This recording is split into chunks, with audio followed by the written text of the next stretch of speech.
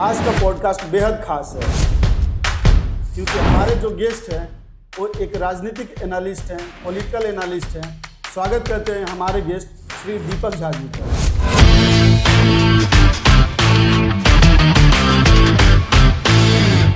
नमस्कार दोस्तों, स्वागत है आपका हमारे इस पॉडकास्ट में। आज का पॉडकास्ट बेहद खास है क्योंकि हमारे जो गेस्ट हैं वो एक राजनीतिक एनालिस्ट हैं, पॉलिटिकल एनालिस्ट हैं और राजनीति में गहरी रुचि रखते हैं। और जो भी राजनीति बारीकियां हैं, जो पॉलिटिकल कैंपेन्स होते हैं, उसमें इनका गहरी पकड़ है। स्वागत करते हैं हमारे गेस्ट श्री दीपक झा जी का। स्वागत है आपका हमारे इस पॉडकास्ट। धन्यवाद प्रवीण जी, आपका बहुत बहुत धन्यवाद। सबसे पहले हम जानना चाहेंगे कि हमारे जो दर्शक हैं उनको कृपया अपने बारे में थोड़ा सा बताइए। मैंने पढ़ाई लिखाई आपको टेक्निकली पढ़ाई लिखाई भोपाल से की। उसके बाद मैं आईटी सेक्टर में बहुत सालों तक काम किया। उसके तत्पश्चात मैंने पॉलिटिकल कैंपेनिंग की शुरुआत की और मुझे लगता है कि मैं जब से ये शुरुआत किया उससे पहले मेरी कॉलेज टाइम से ही मेरी रुचि थी संगठन करना, संगठित लोगों के साथ रहना, संगठन कैसे मजबूत किया जाता है, संगठन में कैसे काम किया जाता है, इन चीज़ों को लेके मेरी रुचि थी। इस कारणवश मैंने इस काम में अपना आगे करियर बढ़ाने की शुरुआत की। तो आप जो पॉलिटिकल कैंपेन करना कब से आपने स्टार्ट करा है? तकरीबन 8 से 9 वर्ष हो गए इस काम को करते हुए मुझे। तो पॉलिटिकल कैंपेन बेसिकली लोगों के लिए थोड़ा सा एक नया चीज़ है कि पहले जो ट्रेडिशनल पॉलिटिशियन होते थे, ट्रेडिशनल पॉलिटिकल कैंपेन जो होता था वो गांव गांव घूम के लोग को डोर टू डोर कैंपेन हो गया होता है। तो उससे जो डिजिटल कैंपेन होता है जो आप कर रहे हैं वो कितना डिफरेंट है और इसमें क्या क्या चीज़ें होता है? देखिए पहले क्या था सर, पहले गांव-गांव घूम के लोग करते थे कैंपेनिंग, ठीक है। अब क्या है, लोग हर एक आदमी अपने काम में व्यस्तता रहता है, ठीक है। और आप जब प्रचार करने जाते हो तो हो सकता है वो अपने कार्य क्षेत्र में गए हों, ठीक है। तो आप उनसे रूबरू नहीं हो पाते हैं, या तो उनकी छुट्टी जिस दिन होती है उस दिन आप रूबरू हो पाओगे। तो ये डिजिटल कैंपेनिंग एक ऐसा चीज़ है जो कि मोबाइल से हर एक व्यक्ति कनेक्टेड रहता है, फ़ोन से, और सोशल मीडिया से आजकल हर एक व्यक्ति कनेक्टेड रहता है। तो उनको उनके ही पास जो हमारी विचार है, जो हमारा विज़न है, जो हम करना चाहते हैं जनता के लिए, उन तक पहुंचाने का ही काम ये करता है डिजिटल कैंपेनिंग। और ये सबसे ज़रूरी है कि जैसे आपका विज़न क्या है, यदि आपका कोई प्रत्याशी यदि है तो वो अपनी विचार कैसे पहुंचाना चाहेगा, इस सबसे बेस्ट तरीका यही है कि डिजिटल कैंपेनिंग करवाएं अपना। तो दीपक जी, ये डिजिटल कैंपेन में क्या क्या चीज़ें होती है, ये थोड़ा विस्तार से बताइए। डिजिटल कैंपेनिंग हम लोग पूरा प्लान के साथ करते हैं। जैसे कि आप टीम वाइज वर्क होती है हमारे यहाँ। जैसे कि टीम होती है, एक टीम का काम क्या होता है, जैसे कि एक कॉल सेंटर होता है। कॉल सेंटर के थ्रू से हमारे प्रत्याशी क्या विजन है, उनका क्षेत्र में क्या काम है करना, उनको लेके वो उनको समझाने का काम करते हैं। जो हमारी जनता है उनको समझाने का काम करेगा कि आप इनको काहे चुने, ये आपके लिए बेहतर क्यों है, ठीक। दूसरा टीम का क्या काम होता है, वो 3-4 लोग रहते हैं। जैसे कि हमारे प्रत्याशी क्षेत्र में जाते हैं, ठीक है, उनके साथ लोगों के साथ क्या बात करना है, लोगों की समस्या क्या है, एज ए पीए काम करते हैं वो, ठीक है। और उनके साथ जो टीम होती है, जैसे कैमरामैन, उनका जो एक्टिविटी होता है, जो वीडियो होता है, वो शूट होते हैं। उसके बाद उसको लाकर रॉ मटेरियल को उसको फिर हमारे टीम डिजिटली जो इन हाउस टीम होते हैं वो आके उनको क्रिएट करते हैं, किस तरह से जनता के पास जाए, उसको समझ में आए वो बातें। तो उसको फिर हम लोग डिजिटली माध्यम से एडिट करके उनको सही रूप से सजा के जनता के बीच में परोसते हैं। उसके बाद क्या होता है सर, जैसे कि एक टीम होती है हमारी सर्वे की, उनका क्या काम होता है कि वो क्षेत्र में जाते हैं और आपका पोजीशन क्या है, ठीक है। यदि आप वर्तमान में विधायक हो या पास्ट में विधायक हो या वर्तमान में कोई और विधायक हो आपके अगेंस्ट वाला, तो वहाँ जाके वो पता करते हैं कि इनकी समस्या क्या है, जनता की समस्या। क्योंकि समय कम मिलता है और आपको पता नहीं रहता, गली गली में पता नहीं रहता समस्या क्या है। तो उससे क्या होता है, वो समस्या को लेके आते हैं, फिर हमें उस पर विचार करते हैं और फिर उसका निदान कैसे होगा वो तैयारी करते हैं। फिर जाके हमारे कैंडिडेट प्रत्याशी जाके उनको ये चीज़ समझाते हैं कि हम आपके लिए क्या कर सकते हैं, ठीक है। जैसे मान के कहीं रोड का समस्या हो, कहीं नाले की समस्या हो, कहीं पानी की समस्या हो, जितने भी समस्या होते हैं उनको जाके उनको एक्सप्लेन करना होता है जी। और एक होता है टीम जो नुक्कड़ नाटक, जो आजकल जैसे मान के चलो मार्केट में जा रहे हैं, ठीक है, हो सकता है कि रैली गुजर रही हो, तो हम आपके पार्टी को समर्थन नहीं कर रहे हैं, तो हम आपका रैली नहीं देखेंगे या आपकी भाषण नहीं सुनेंगे, हम इग्नोर करके निकल जाएंगे। नुक्कड़ नाटक एक माध्यम है जो कि आपको भीड़ को रोकती है अपनी जगह, और फिर नुक्कड़ नाटक के थ्रू से हम मैसेज देते हैं लोगों को।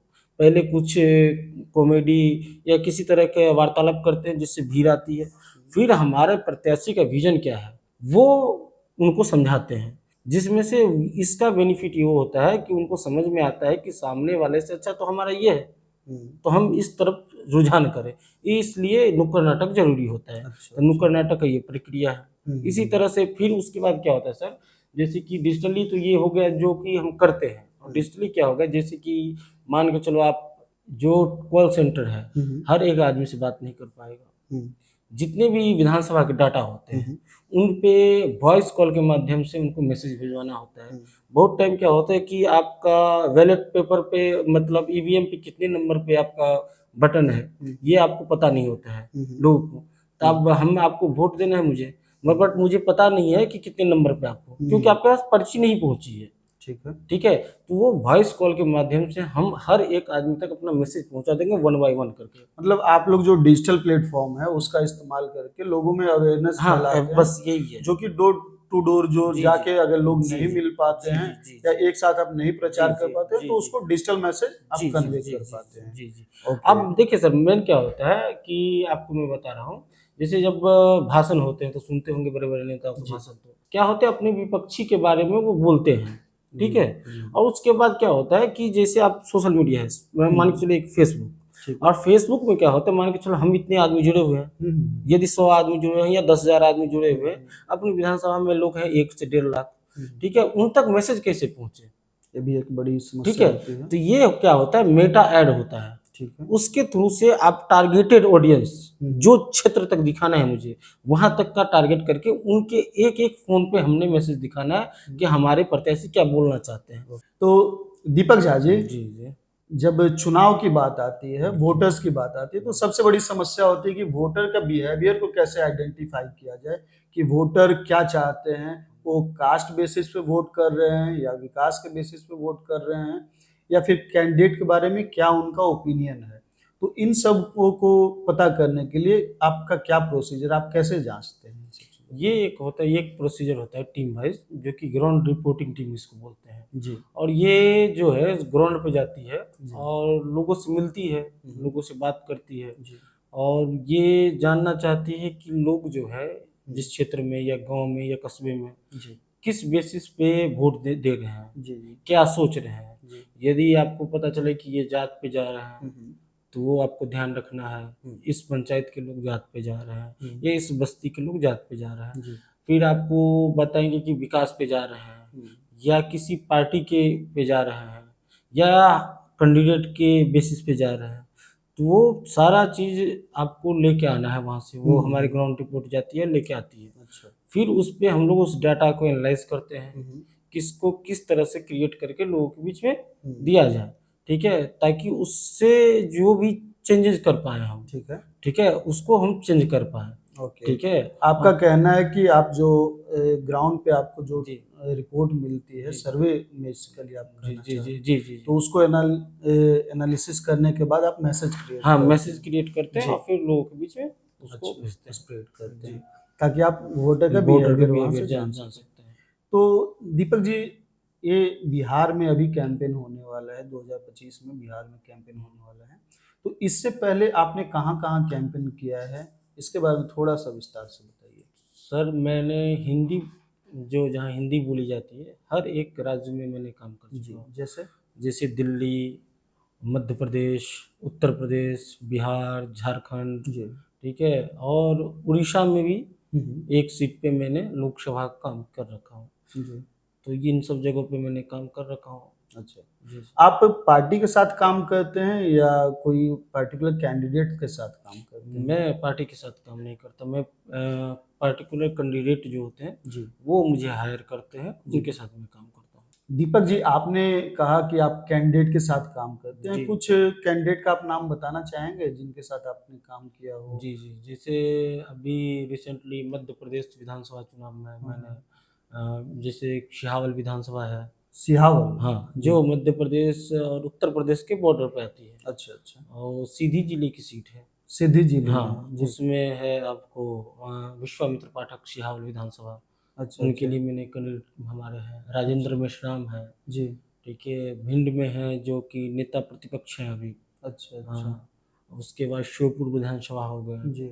इस तरह से 6-7 विधानसभा हमने वहाँ आपने कवर किया। एमपी में जी, बताया जी, है। मध्य प्रदेश में। अच्छा। और बिहार में पिछले लोकसभा में अपना 2020 की बात कर हाँ, रहे हैं। हाँ, अच्छा नालंदा लोकसभा सांसद अच्छा। कौशलेंद्र सांसदीय। कुमार जी अच्छा अच्छा। हमारे कैंडिडेट हैं। तो लोकसभा चुनाव 2024 हाँ, 24 में में भी। आपने उनके हाँ, साथ हाँ, काम किया। हाँ, जी। कैंडिडेट है। उसके बाद राज्यसभा सांसद रहे हैं अजय प्रताप सिंह, मध्य जी प्रदेश के। जी। उड़ीसा में बलराम सिंह यादव जी रहे हैं। अच्छा अच्छा। बिहार विधानसभा में आपको रफ़ीगंज विधानसभा है जो औरंगाबाद में जी पड़ती है, जी। उसके एमडी निहालुद्दीन जी हैं। अच्छा अच्छा। उस यूसुफ सलाहुद्दीन हो गए सिमरी बख्तियारपुर, जी। जो मुकेश सहनी के विपरीत थे। अच्छा अच्छा। उनके लिए काम किया हूँ। और बहुत सारे कैंडिडेट हैं, जैसे अच्छा डॉक्टर अच्छा। धर्मेंद्र कुमार चंद्रवंशी हो गए, अच्छा। इन सबको लिए काम किया हूँ बिहार ओके। में। तो दीपक जी, आपके जो पॉलिटिकल कैंपेन आप करते हैं हम्म। उसमें कितने लोगों की टीम होती है और आप काम कैसे करते हैं? थोड़ा सा आपका वर्किंग प्रोसीजर क्या है, इसके बारे में थोड़ा सा बताइए। हमारे टीम में कम से कम 25 से 30 लोगों की एक टीम होती है, जी। एक कैंडिडेट के लिए, हम्म जो कि हर एक पार्ट, जैसे कॉलिंग का पार्ट हो गया, नुक्कड़ का पार्ट हो गया, हम्म जितने भी हमने अब पहले बताया हो, हम्म उस हर एक पार्ट के लिए हर एक टीम होती है। हम्म टीम वाइज वो वर्क करते हैं। हम्म मान के जो कॉलिंग का टीम है तो उनका कॉलिंग का काम है, हम्म डिजिटली टीम अलग है, हम्म ग्राफिक्स डिजाइनिंग ये अलग है, हम्म एड का टीम अलग है, हम्म। ठीक है, नुक्कड़ नाटक की टीम अलग है, ग्राउंड रिपोर्टिंग की टीम अलग है, सर्वे टीम अलग है। हर एक टीम अपने अपने हिसाब से करती है, और एक ऑफिस होता है, वहाँ पे आके वो सबको रिपोर्ट सबमिट करना होता अच्छा है, उसके हिसाब से फिर आगे के प्रोसीजर होता है। तो दीपक जी, अभी का दौर है, जैसे नई नई तकनीकें आ गई हैं या आपने पहले भी डिजिटल कैंपेन किया है, तो आप पहले के डिजिटल कैंपेन में और अभी के डिजिटल कैंपेन में क्या अंतर देख पाते हैं? पहले का डिजिटल कैंपेन इतना तकनीकी से भरा नहीं था। हम्म, अब जो है डिजिटल कैंपेनिंग बहुत टफ हो चुका है, जी जी ठीक है। उसके लिए आपको, हम लोग करते हैं, जी। ऐड चलाना हुआ या किसी तरह का जो प्रमोशन करना हुआ, हम्म, अब हम लोग एआई की मदद से ज़्यादा अच्छा। से ज़्यादा करते हैं। ओ, ये नया अभी है, तो हम्म, इसका यूज़ ज़्यादा से ज़्यादा हम करेंगे, ताकि रिजल्ट जो है बेहतर आए। हम अच्छा लोग अच्छा। मेनली फोकस रहता है कि रिजल्ट अच्छा आना चाहिए, हम्म, और कोई भी कैंडिडेट मुझे या हायर करते हैं तो रिजल्ट के लिए हायर करते हैं। जी जी। तो उनको अच्छा रिजल्ट कैसे दें, हम्म, उसके लिए हम लोग नया तकनीकी एआई के थ्रू से हम्म, उनकी मदद करेंगे हम लोग। अच्छा जी अच्छा। सर। ओके, तो आप जो रिजल्ट एनालिसिस में आज का जो डेटा आता है उसमें एआई तकनीक या फिर नई जो टेक्नोलॉजी का जी जी इस्तेमाल कर जी रहे जी हैं, जी। तो पहले के कैंपेन और अभी के कैंपेन में काफी तो अंतर आने बहुत लगे हैं। बहुत बहुत काफ़ी अंतर हो गया है सर। तो अभी दीपक जी, जैसे अभी 2025 में बिहार में चुनाव है, बिहार विधानसभा का, तो इसके लिए आपकी क्या तैयारी हैं और आप लोग कैसे काम करने वाले हैं? अभी तक देखिए सर, हमारी बहुत सारे कैंडिडेट से मीटिंग हो चुकी है, जी और तकरीबन हम लोग 20 विधानसभा के आसपास जी काम करेंगे, जी ठीक है, जिनमें सभी के साथ बातचीत हो रही है। अब जी बहुत सारे कैंडिडेट के साथ बात फाइनल हो चुकी है। जी बस हम लोग टिकट का वो अनाउंसमेंट हो जाए, जी। उसका वेट कर रहे हैं। तब तक बैकएंड में उन लोगों का काम शुरू है सर। अच्छा अच्छा। जी तो पॉलिटिकल कैंपेन में जो डेट अनाउंस होता है, जी। तो डेट अनाउंस होने के बाद पॉलिटिकल कैंपेन स्टार्ट होता है या उससे कितने दिन पहले से? नहीं नहीं, बहुत सारे जो कैंडिडेट हैं सर, जी वो पहले से शुरू कर देते हैं, जी। ठीक है। और बहुत सारे लोग हैं जो कि जिनका टिकट कंफर्मेशन नहीं है, हम्म वो फर्स्ट टाइम लड़ रहे हैं, हम्म, तो वो चाहते हैं कि टिकट कंफर्म हो जाए, उसके बाद हम हायर करें। अच्छा अच्छा। बट उनके लिए ये मैं कहना चाहूँगा, जी यदि आप कॉन्फिडेंशियली हो लड़ने के लिए, जी जी। ठीक है, तो आप तैयारी शुरू से ही कर दो, अभी भी टाइम है कितने तैयारी। दिन पहले से तैयारी शुरू करनी चाहिए? तकरीबन 2 महीना। 2 महीना में आप हाँ डिजिटल प्रेजेंस को आप ठीक हाँ कर? हाँ, ग्राउंड बेसिस पे पूरा हम ओके कर देंगे सर। अच्छा हाँ, अच्छा 2 महीने चाहिए, अच्छा। ओके। ठीक है। यदि क्या होता है सर, जैसे आप नहीं भी ये होता है ना, तो आप अच्छे से अपना प्रचार प्रसार या अपनी बातों को जनता के बीच में रखते हैं, जी तो फिर आपको लिए पार्टी महत्वपूर्ण नहीं रखती है, जी। आप फाइट कर सकते हो। जी जी। ठीक है, आपने बहुत सारे एग्जाम्पल देखे होंगे जो कि निर्दलीय युवा जो कैंडिडेट हैं वो निर्दलीय फाइट किए और विन भी किए, जीते भी, हाँ ठीक है। तो उनके पीछे आप देखो उनका कैंपेनिंग देखो कितना जबरदस्त रहता है, हाँ। ठीक नहीं, है, लाजमी है अभी के ठीक दौर है। में पॉलिटिकल और आप चाहोगे कि मान के चल नहीं हमें टिकट मिलेगा तब हायर करेंगे तब सोचेंगे, क्योंकि नए कैंडिडेट हो ना, यदि आप पुराने कैंडिडेट हो तब आप करते हो तो लोग आपको जानते हैं, आपकी कार्यशैली को जानते हैं, आपके किए हुए कार्य को या पीछे किए हुए आगे की क्या करना है वो आपको जानते हैं। यदि नए कैंडिडेट हो, फर्स्ट टाइम इलेक्शन लड़ना चाह रहे हो जी। तो आपको पहले से हायर करना पड़ेगा सर। तो किसी भी कैंडिडेट के लिए जो पॉलिटिकल कैंपेन कर रहे हैं या अभी जो चुनाव लड़ना चाहते हैं, 2025 में विधानसभा का चुनाव लड़ना चाहते हैं, तो अभी ऑलमोस्ट 1-2 महीना का टाइम जी है जी जी अभी। जी। तो उनके लिए आप क्या अभी संदेश देना चाहें कि वो डिजिटल प्रेजेंस को कैसे मजबूत कर पाएँ? मैं तो उनसे बस यही कहूँगा कि अपने हर एक बातों को, क्या आपका विज़न है, क्या जी। आप सोच रहे हैं, जी, जी। आपका विचार क्या है, हुँ। वो हमसे शेयर करें, हुँ। बात करें, जी। ठीक है? फिर मैं आपको उसके हिसाब से पूरा डाटा तैयार करूँगा हुँ। और कैसे इसको प्रेज़ेंट करना है, हुँ। लोगों के बीच में रखना है, वो आपको मेरा काम है। जी। ठीक है? आप ज मैं इतना भरोसा दिलाता हूँ कैंडिडेट को कि आप जो है बस आप जितना हो सके जनसंपर्क करें, ठीक है? अच्छा, अच्छा। आप जो है फुल जनसंपर्क करें, बाकी की ज़िम्मेवारी हमारे कंधे पे दे दीजिए। ठीक है।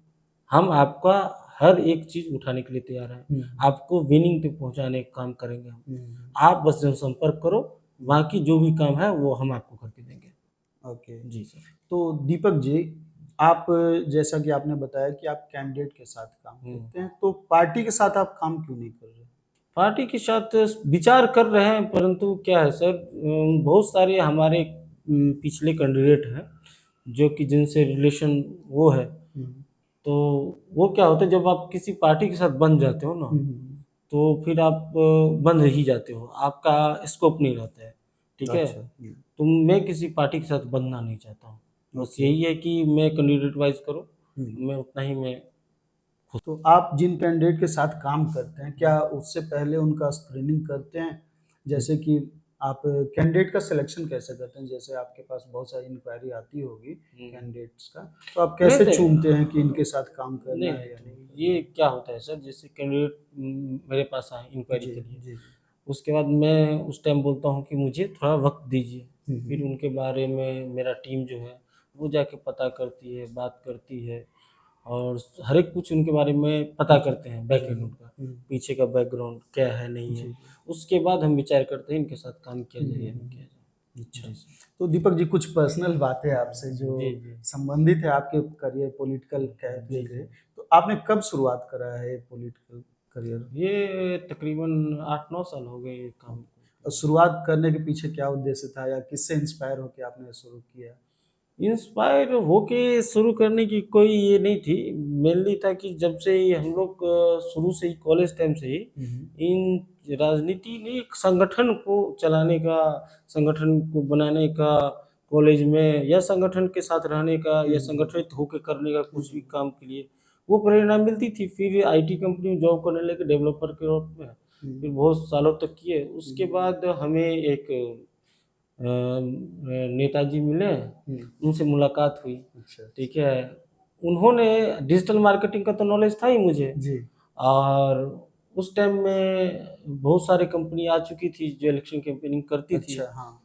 जो बड़ी-बड़ी कंपनी हुँ, थी। हुँ, हुँ।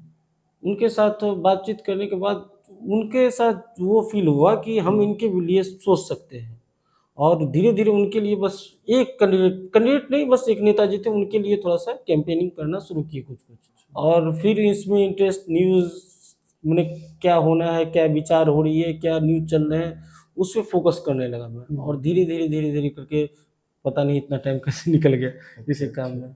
तो आपने बहुत सारे कैंडिडेट्स के साथ जी, काम जी। किया है। तो कुछ आप एक स्टोरी ऐसा बताएँगे जहाँ पे आपको काम करना सबसे डिफ़िकल्ट लगा हो? क्योंकि अलग-अलग तरीके के हाँ, कैंडिडेट हाँ, के साथ आपने काम डिफ़िकल्ट किया तो है। था सर। डिफ़िकल्ट ये था, 2 जगह डिफ़िकल्ट लगी। एक जगह उड़ीसा जब गए थे काम करने के जी, लिए, जी। वहाँ भाषा की बहुत प्रॉब्लम हुई मुझे, अच्छा, अच्छा। ठीक है? क्योंकि हमें हिंदी पर्टिकुलर वो हिंदी बस आती है, उड़िया भाषा आती नहीं थी। तो वहाँ थोड़ा-सा भाषा को लेकर प्रॉब्लम हुई। और दूसरा प्रॉब्लम हुआ मध्य प्रदेश में। जी। मध्य प्रदेश मैंने बताया था आपको विधानसभा सिहावल, वो विधानसभा बने हुए तकरीबन 50 साल हुए, हम्म, ठीक है। हम्म, वहाँ एक ही परिवार के लोग जीतते आ रहे थे अच्छा 50 साल में। 50 50 सालों साल से में 45 साल एक ही 45 साल एक सेम ही परिवार के सेम लोग। परिवार के लोग जीतते रहे। ठीक है। और पार्टी अलग अलग पार्टी ने टिकट दे के देख लिया, कोई जीतता नहीं था। और एक बार जो हम प्रत्याशी के वो एक बार जीते थे 50 साल में। अच्छा अच्छा।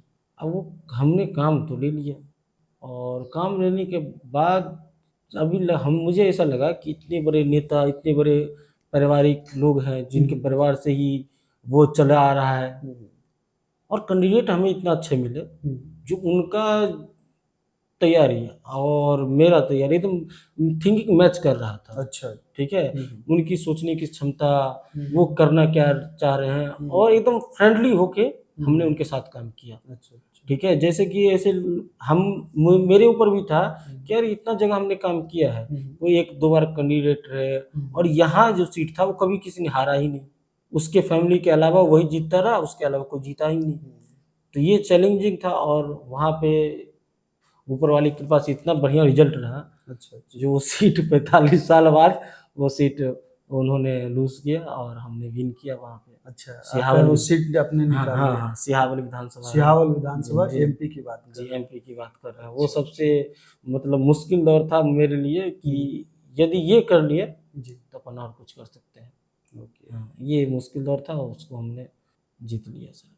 तो ये थे अभी दीपक झा जी, जो एक पॉलिटिकल एनालिस्ट रह चुके हैं और बहुत सारे जो मंत्री हैं, विधायक हैं, इनके साथ काम कर चुके हैं, और इनकी रुचि और इनका जो नॉलेज है पॉलिटिकल में वो काफ़ी अच्छा था। हम समझते हैं कि आपके लिए भी कुछ न कुछ नॉलेज मिला होगा आपको।